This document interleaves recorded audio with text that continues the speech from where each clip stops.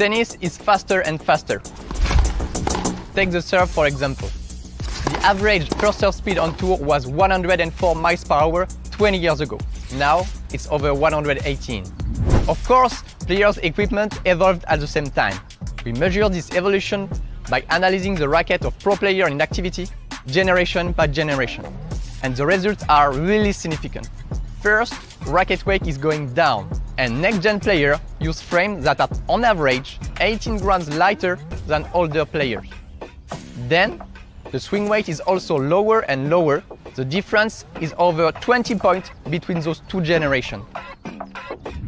To sum up, the game is shifting to more maneuverable rackets because players have less time to react and they need to accelerate their racket faster to generate power. That's why swing speed is key in modern tennis. For that reason, we designed a new T-Fight with one key challenge: create a racket that is more maneuverable but keep its unique trademark, the perfect balance between power and control. So the frame weight has been redistributed in order to reduce the swing weight and to make racket acceleration easier. And RS section have been reinforced to get more power. After this deep work on racket specs, the new T-Fight is more powerful and maneuverable than ever, making it the ultimate racket for the modern tennis player.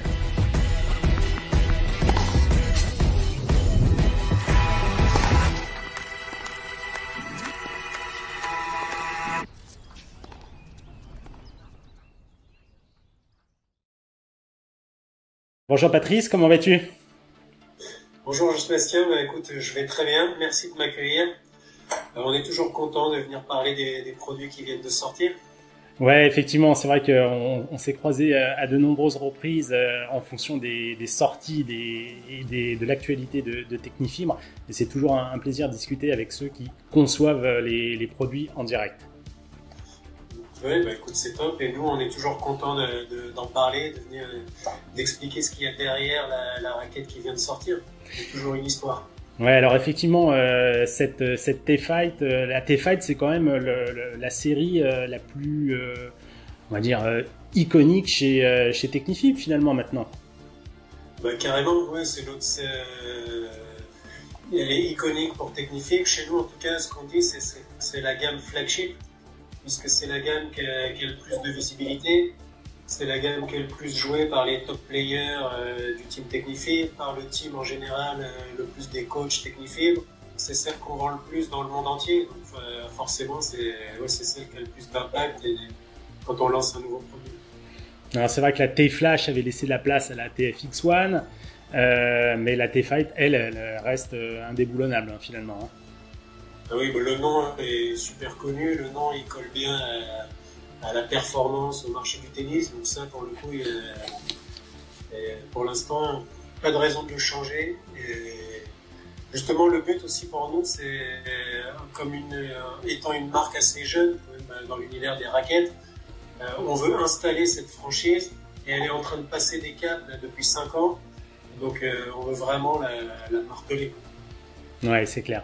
Alors justement, est-ce que tu peux nous expliquer un petit peu quel était le cahier des charges initial de cette nouvelle génération de T-Fight? Qu'est-ce que vous avez voulu faire avec ce modèle? Alors ce nouveau modèle, c'est super intéressant parce qu'en fait, tu sais que nous, Technifibre, on est vachement impliqués dans les services de cordage sur beaucoup de tournois dans le monde. Sur ces services de cordage, on voit passer les raquettes des pros, on est au contact des pros. Et on a pu voir une tendance dans le jeu où le jeu va de plus en plus vite avec des joueurs qui ont besoin de manier les raquettes de plus en plus rapidement. Et on s'est rendu compte via l'analyse des raquettes des pros que cette tendance était complètement dans l'actualité du matériel qu'utilisaient les top players. Et donc on a repris nos données qui existaient des années auparavant. Ouais. On est venu collecter les données sur les services actuels et on voit une évolution hyper significative des specs des raquettes des top players. D'accord. Si on prend ce qu'on pourrait qualifier la all gen, les raquettes maintenant, les Joko, les joueurs les Wawrinka et compagnie, Gasquet. Du début des années 2000 jusqu'aux joueurs, la new gen, les jeunes qui arrivent maintenant, d'une vingtaine d'années. On voit qu'il y a une évolution hyper significative dans les specs des raquettes en termes de poids, de maniabilité. C'est-à-dire avec des specs d'équilibre et de swing weight qui sont allés complètement vers le bas. Et avec une évolution entre cette old gen et cette new gen, pour être hyper précis, en moyenne sur toutes les raquettes des pros, on est à 18 mm de balance en moins, plus en manche, et 20 points de swing weight en moins. Donc on voit bien une évolution des specs vers des produits hyper maniables parce qu'ils ont un swing qui est hyper rapide, et comme le jeu va aussi de plus en plus vite, il y a besoin de les swinger les raquettes de plus en plus fort. Donc si je comprends bien, vous partez de l'analyse des meilleurs joueurs du monde, des modifications des raquettes avec lesquelles ils jouent, pour en tirer des orientations pour le développement de votre future gamme T-Fight, c'est ça? Oui, par cette évolution, par l'analyse de ces raquettes-là, on a vu l'évolution dans le temps, et on se rend compte de cette évolution. Donc d'une part, les raquettes sont de plus en plus maniables, et d'autre part, ce qui était aussi intéressant dans cette étude, c'est qu'on voit que les raquettes ont des caractéristiques plus puissantes, avec des tailles de tamis qui se sont augmentées. Là, la plupart d'entre eux jouent avec des tamis de plus de 640 cm², alors qu'il y a 20 ans, c'était des 630, voire moins. Et les plans de cordage, maintenant, c'est 90% d'entre eux qui sont en 16-19. Donc ça va dans la tendance de plus de puissance. Et donc, ça se comprend effectivement si on dit que globalement les gestes sont plus rapides, donc forcément moins amples. Il y a un rôle du poignet qui est plus important, donc c'est plus facile de manier les raquettes avec des inerties plus faibles. Et donc on a besoin de compenser le manque d'inertie par davantage de puissance, donc en ouvrant les plans de cordage et probablement, on verra, mais peut-être en rigidifiant la raquette ou en polarisant moins les cadres, hein, je sais pas. Exactement, tu as raison, c'est-à-dire que d'un point de vue ingénierie, forcément, si tu baisses des équilibres et si tu baisses les swing weight, mécaniquement, à force égale, ta raquette perd un peu de puissance. Et donc tu compenses par des tamis un peu plus grands, enfin des tamis un peu plus grands, des plans de cordage un peu plus ouverts. Et tu compenses aussi parce que la raquette est plus maniable, tu vas lancer ton bras plus fort, et le fait que tu lances ton bras plus vite et plus fort, ça te génère de la puissance. Donc en effet, c'est toute une évolution qui est hyper cohérente et qui va dans ce sens-là. D'accord. Donc vous avez donc analyse des besoins des joueurs pros. Et comment on fait la bascule vers le joueur de loisir à qui s'adressent finalement les gammes dans le commerce? Alors loisir, hein, ça peut être de très bon niveau, hein, mais je considère que en dessous de. En fait, l'évolution elle est vraiment quantifiée par ce qu'on a récupéré sur ces données hyper factuelles sur les services de cordage. Mais l'évolution, elle est aussi complètement visible pour le joueur loisir. Si tu vois le joueur lambda dans un club maintenant, on n'apprend plus le tennis avec une prise marteau en poussant la balle. On a la prise fermée et on va lancer les bras. Donc le jeu loisir aussi va plus vite qu'il y a des années auparavant, et ils ont besoin de ces caractéristiques-là. Et cette évolution, elle se voit aussi dans les joueurs loisirs. Donc, si tu prends il y a 25 ans, les compétiteurs jouaient tous avec des raquettes de 330 grammes et des tamis petits. Et maintenant, le standard, c'est 300 grammes. Même pour un bon compétiteur de club, il joue en 300 grammes. Et tamis 645. Donc, au niveau lambda, cette évolution, elle a lieu aussi. Et on sent que c'est des besoins de raquettes qui collent à l'évolution du jeu moderne. D'accord. Dans les deux, aussi bien pour les top players que pour les joueurs de club. Et c'est des retours que vous aviez eus à propos de la génération précédente, que peut-être la raquette était un petit peu dure à jouer, ou qu'elle manquait peut-être de puissance. Quelles étaient les infos que vous aviez? Parce que j'imagine qu'en remplaçant un modèle, on fait l'analyse de ce qu'on a déjà. Oui, exactement. Mais la T-Fight, elle a un super feedback. C'est pour ça que la gamme progresse d'année en année. Le mix puissance-contrôle, c'est ce qui fait sa caractéristique, et ça, il est très bon. C'est-à-dire que le côté polyvalent du produit, ce parfait compromis entre puissance et contrôle, on était vraiment très bien. Par contre, si on analysait nos specs dans le détail, Et après, au jeu, le petit point qu'on pensait d'amélioration, c'est justement cette maniabilité. Et c'est vrai que nos specs étaient plutôt dans le haut du panier en termes de swing weight et d'équilibre. Et donc ça a fait partie, bien sûr, du projet d'aller retravailler ces specs, retravailler la construction, ce qu'on allait placer les graphites, etc., pour qu'on améliore cette maniabilité. Alors, de combien de temps dure ce processus finalement, ces itérations entre l'idée initiale là, donc de se rapprocher un petit peu de ce que font les joueurs pros et ceux dont ont besoin les joueurs de loisirs, c'est-à-dire davantage de maniabilité par rapport à la génération précédente. Comment ça se passe concrètement? Ce process, il dure généralement environ 2 ans. On lance les modèles tous les 2 ans et dès qu'on lance un nouveau modèle, on est déjà dans le travail du modèle suivant. Donc l'analyse, on la fait constamment. Donc c'est pour ça que c'est un process qui prend plutôt pas mal de temps. Donc dès qu'on a lancé la version précédente, et même de toute façon c'est notre travail au jour le jour d'amélioration continue, on est toujours dans l'analyse et de récupérer les données. Donc ce constat de maniabilité, c'est quelque chose qu'on ressentait nous en tant que joueurs. Et on l'avait en nous, mais on a voulu vraiment le matérialiser, le quantifier. C'est pour ça que on a poussé l'analyse et l'étude de toutes les datas et d'aller décortiquer les raquettes pour que ce soit vraiment factuel et qu'on puisse se donner des objectifs qui soient vraiment clairs par rapport à une utilisation des top players et à ce qu'on pourrait faire aussi dans l'avenir avec nos raquettes. Donc la période d'analyse, elle est constante. Et on la matérialise vraiment dès qu'on a fini le lancement de la gamme précédente. Et ensuite, une fois qu'on a nos inputs, qu'on est clair sur l'objectif qu'on voulait avoir, c'est-à-dire clairement, comme tu l'as dit tout à l'heure, c'était améliorer la maniabilité de nos raquettes tout en gardant notre signature puissance contrôle qui pour le coup était parfaitement bien. Et donc c'est là où on commence à travailler avec nos ingénieurs pour faire les premières itérations. D'accord. Donc là, qu'est-ce que vous avez fait sur cette raquette? Quelles sont les innovations que vous avez apportées, les modifications, et qu'est-ce qui la rend spéciale finalement pour vous? Donc l'objectif, nous, améliorer la maniabilité tout en gardant notre signature puissance contrôle. Et donc l'objectif, ça a été d'améliorer la maniabilité, mais en gardant des produits jouables et quand même qui puissent envoyer la puissance nécessaire. Parce que, comme tu le disais tout à l'heure, tu peux faire le produit le plus maniable qui soit, on va baisser le swing weight de 50 points, on va mettre un équilibre à 300 mm, et après, donc ton produit sera super maniable, mais il va rien envoyer quand tu vas jouer avec. Donc, tu parlerais pas d'une raquette qui commence par C et qui finit par lâche? Non, pas spécialement. Surtout pas. Non, en plus, je l'avais même pas en tête. Non, mais c'est un peu le principe de ce qu'ils ont fait. Une raquette extrêmement plaisante à jouer, facile, hyper maniable. Mais c'est vrai que quand tu fais un peu de compétition, et c'est pas le même segment, hein, c'est pas une erreur de la part de Wilson, au contraire, ça se vend très bien. Mais le principal écueil, c'est justement celui-là, c'est que ça manque de poids dans la balle, quoi, globalement.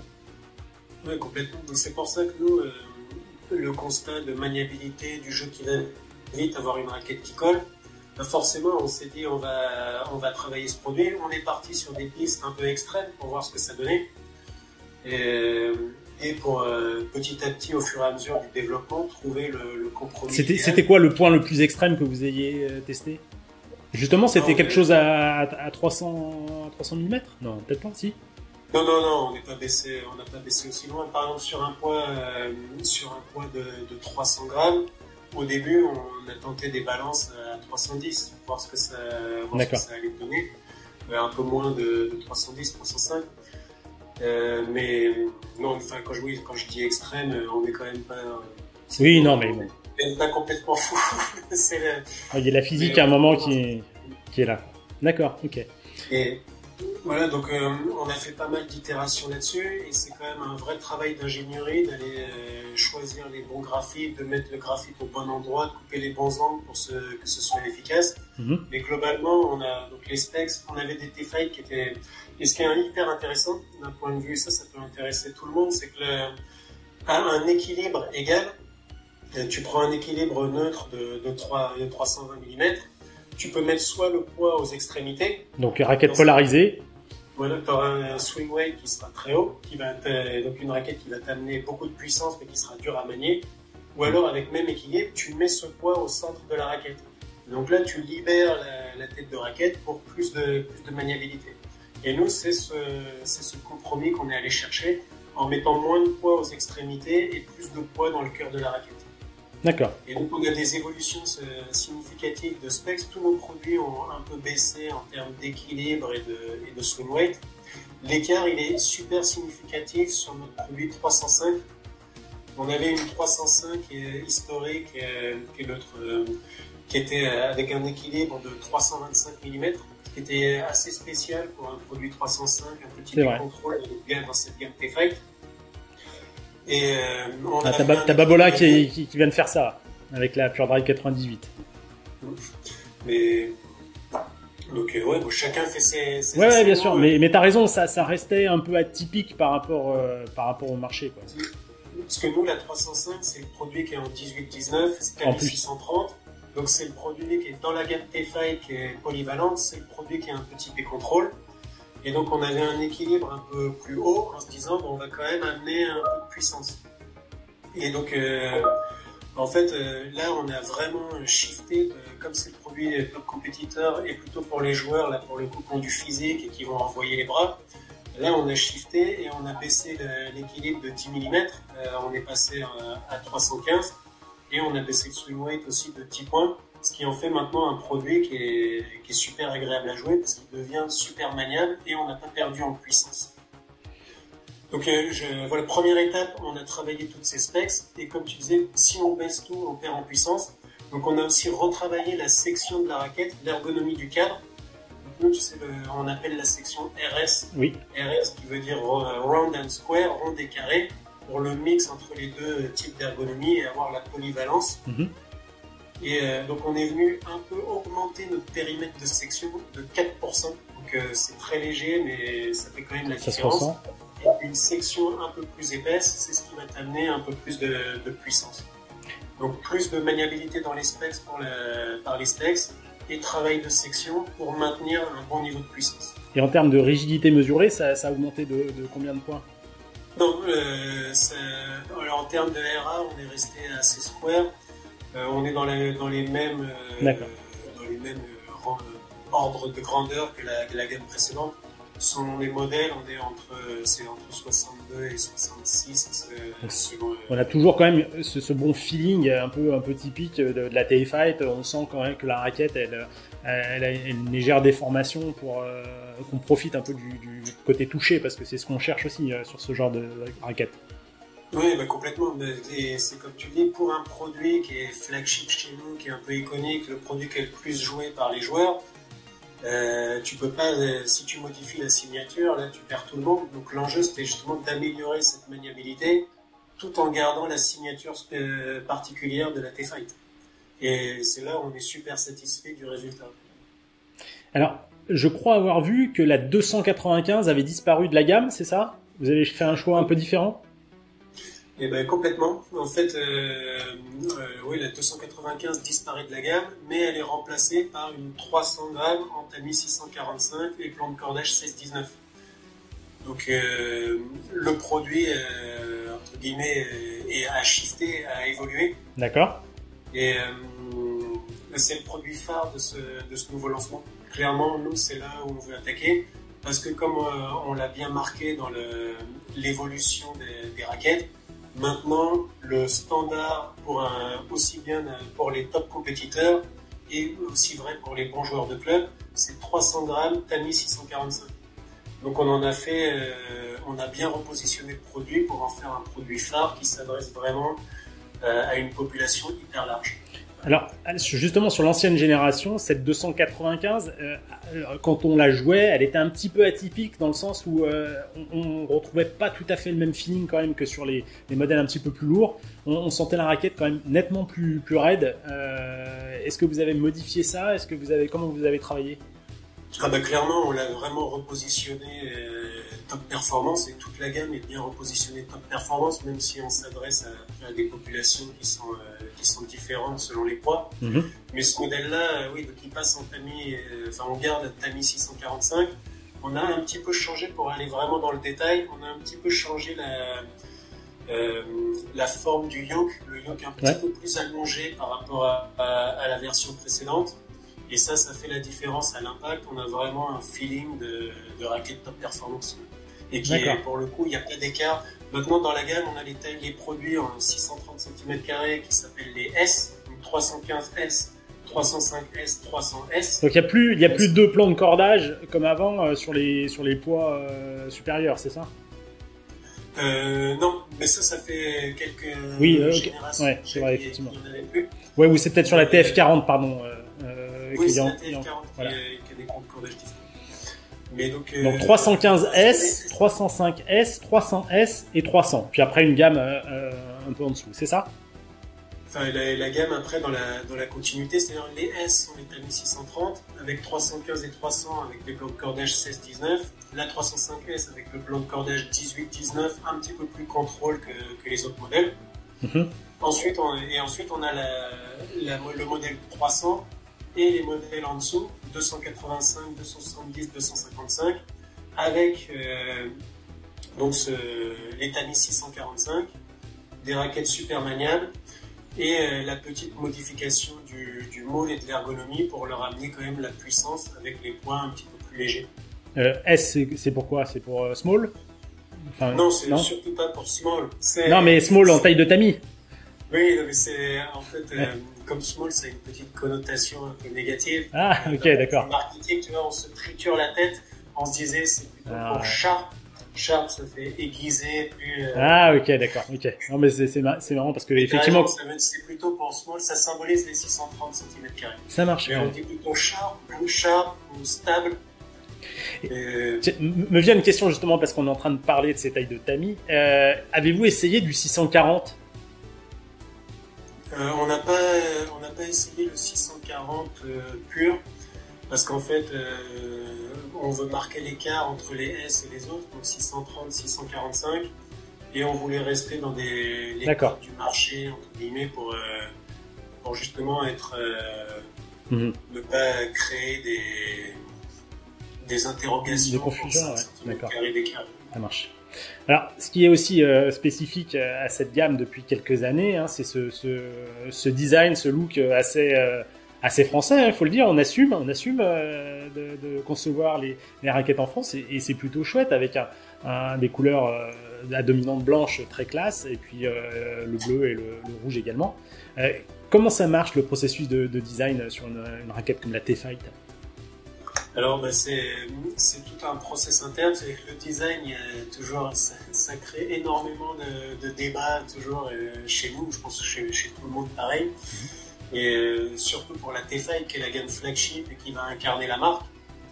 Et donc pour le coup, T-Fight, comme c'est la gamme flagship, c'est plutôt plus simple parce que la T-Fight doit incarner les valeurs et les codes de la marque. Et l'identification, les codes de Technifilm, c'est blanc, noir, bleu, rouge, qui sont nos codes de marque. Donc forcément, c'est français, ça donne un petit look français. Mais à la base, c'est nos codes de marque. Donc, c'est vraiment les codes identitaires de la marque qui sont mis en avant. Et donc, il est simple, ça répond à notre positionnement. On se dit, Technifilm, c'est élégant, c'est performant, c'est groupe Lacoste, donc on est là-dedans. C'est pour ça qu'on a un produit qui est hyper épuré, qui fait la part belle à l'ergonomie de la raquette, pour justement avoir un produit élégant et renforcer la performance en perception. Et ensuite, d'un point de vue couleur, on met c'est nos codes de marque identitaires et c'est pour ça qu'on a le bleu, le rouge, qui sont les couleurs de notre logo et qui viennent ressortir. Et comme on en parlait un petit peu au début, il y a d'autres points, c'est-à-dire aussi la T-Fight, c'est notre segment flagship, c'est le produit on veut en créer un peu une saga. Et c'est pour ça qu'on veut continuer ces codes blanc, bleu, rouge qui ont été installés déjà depuis 5-6 ans. Et on va les continuer pour que vraiment ils soient reconnaissables et gagner en visibilité, en reconnaissance. Que tu rentres dans un club de tennis, tu vois quelqu'un qui joue en raquette blanche avec un code bleu et rouge, ça c'est la Technifilm, ça c'est la T-Fight. Donc ça c'est l'objectif qui commence à arriver et qui doit être naturel pour les années qui viennent. On est bien loin des samouraïs d'il y a quelques années. Oui, c'est sûr. C'était super les samouraïs. C'est pas moi qui les avais fait et j'avais adoré parce que ça permettait de créer une différenciation. Non, mais clairement, ouais, j'ai ce souvenir, effectivement, c'était quelque chose de bien. Est-ce que tu peux également nous positionner la T-Fight par rapport à la TF40? Parce que la TF40, finalement, on l'a bien appréciée. Alors, on a joué la version légère sur la 290 l'année dernière, qui est une raquette qui avait vraiment un toucher de balle assez incroyable. Alors, effectivement, elle est un peu à contrario de ce que tu dis. C'est une raquette plutôt équilibrée en tête, avec quand même pas mal d'inertie pour son poids, très souple. Mais là, on a bien séparé les gammes, je trouve. Oui, complètement. Mais même les gammes globales de Technifibre, c'est hyper facile à comprendre. Donc on a 3 gammes on a 2 silos, top performance et performance accessible. Dans la gamme top performance, on a 3 gammes de raquettes différentes. D'un côté, la TFX1, qui est le silo de puissance avec sa technologie de confort unique, le X-Dun. À l'autre extrémité, le silo contrôle précision avec la TF40, qui est vraiment conçu, des sections un petit peu plus carrées, un petit peu plus fines, que des tamis 630, des plans de cordage un peu plus resserrés, qui amènent du contrôle, de la stabilité, un super confort à l'impact de balle. Et au milieu, on a la gamme T-Fight, la gamme flagship, polyvalente, le bon compromis entre puissance et contrôle.